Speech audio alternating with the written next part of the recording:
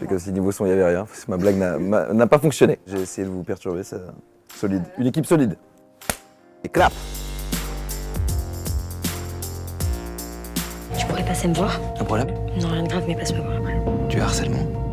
Il a dit qu'elle était fraîche. Mais oui, Leslie, je parlais de l'eau. Sauf qu'il a dit en me regardant dans les yeux.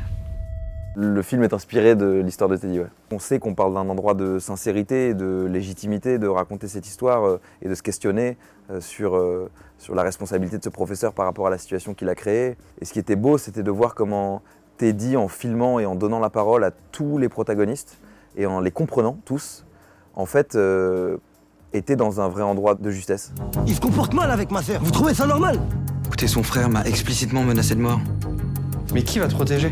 Ton directeur? Ton école, là, le rectorat qui répond même pas au téléphone? Mais je dois dire quand même que ce qui se dégage le plus du film, je dirais, c'est le malaise du professeur et le manque de moyens ou de protocoles qui sont mis à l'endroit du recueil de la parole de manière générale dans l'école. On parle de harcèlement scolaire, que ce soit cette jeune fille qui s'est sentie harcelée ou ce professeur ensuite. Il y a eu des dysfonctionnements au moment de l'encadrement de cet incident qui sont frappants. Le malaise des professeurs, c'est quand même quelque chose qui est lancinant depuis quelques temps maintenant. Avec les drames qu'on a pu traverser. De toute façon, la question de l'école, je crois, restera toujours dans une société qui va pas très bien, une question fondamentale, parce que c'est la société de demain qu'on est en train de former, de voir agir, donc de savoir si elle est amendable, réformable, tout ça, c'est des questions en fait qui se posent. Et s'il y a un malaise au sein de l'école, inévitablement, il y aura du malaise derrière. Je sais pas si vous avez vu ces films-là, mais c'est un sujet qu'on a un peu dans le monde entier. Il y a un film allemand aussi là, ouais. Mais souvent on se rend compte que les sujets de cinéma, quand il y a des coups de projecteur qui sont mis et que plusieurs cinéastes s'y intéressent, c'est qu'il se passe quelque chose en fait. Et c'est qu'on voit bien que là en l'occurrence ce qui est mondial, c'est l'intelligence artificielle, les réseaux sociaux, la fake news et toutes ces choses-là en fait pénètrent l'école aujourd'hui et rendent, je pense, la tâche de plus en plus difficile pour les professeurs pour faire leur métier.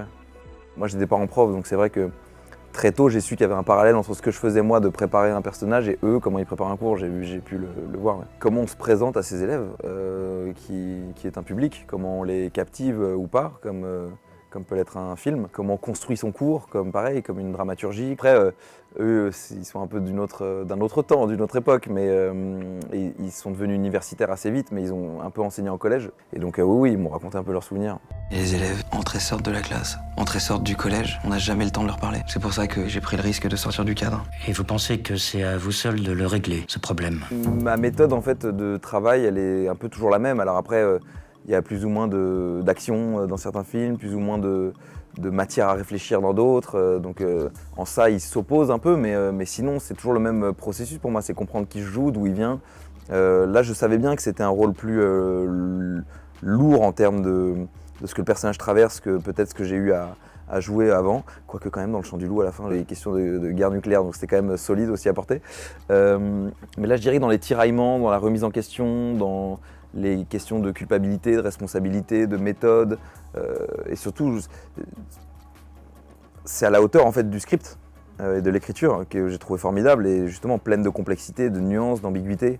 La dynamique de ce personnage qui sombre petit à petit était vraiment magnifique. J'essaye de créer un lien avec eux. Vous allez où? C'est le prof qui paye son grec aujourd'hui. Et nous? Vous, quand vous ferez des efforts, ce sera avec plaisir.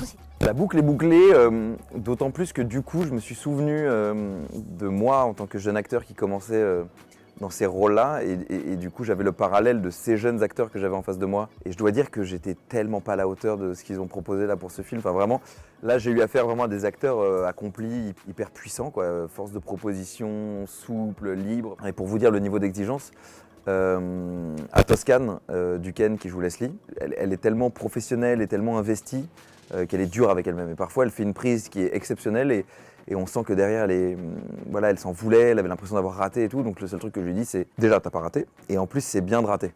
Donc c'est pas grave, t'as d'autres prises, tu peux en demander une autre. Enfin voilà, c'est le seul conseil que j'ai pu donner. Sinon, j'ai plutôt pris, moi, des conseils d'eux. Pas des conseils directs, mais par contre, en les voyant jouer, je retrouvais une forme de désinvolture qu'on peut avoir face à l'événement qui est la prise de cinéma.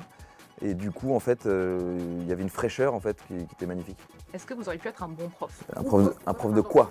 C'est ça le problème. À l'école, sans doute pas, mais ailleurs, oui, j'aurais pu être prof d'autres choses. Prof de piano, prof d'escalade. Oui, ça, j'aime bien. Monsieur Keller, pas de vague.